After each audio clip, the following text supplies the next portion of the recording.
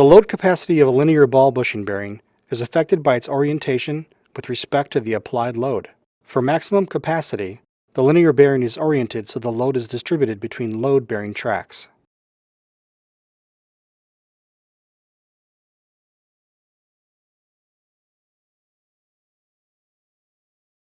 By graphing the load capacity versus orientation as a factor of the maximum capacity on a polar graph, the relationship of load versus orientation can be seen. These graphs can be found for every linear bearing on the Thomson website under the Performance tab or in the product catalog. The graph shown here is for an SSU-16 linear bearing.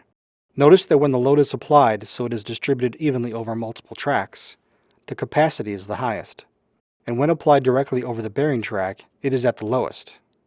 When the load is distributed evenly over multiple tracks, we achieve maximum capacity. When the load is directly over one set of bearing tracks, we must derate the load capacity. In this case, the derating or load correction factor would be 0.75 or 75% of its maximum load.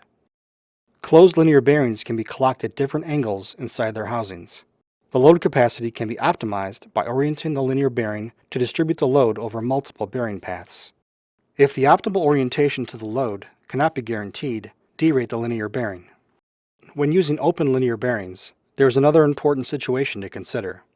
Graphing the load correction factor versus load orientation for an open bearing shows that forces that would press the bearing down onto the rail are the same as the closed bearing.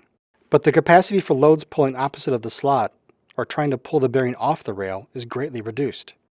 In the case of the SSU-16 OPN linear bearing, it can resist a pull-off load of about 25% of its maximum load. Normally it is not practical to attempt to position open-type linear bearings for maximum capacity because of shaft supports, which restrict rotation. But it is important to know how applying a load in different directions affects the load rating and design accordingly.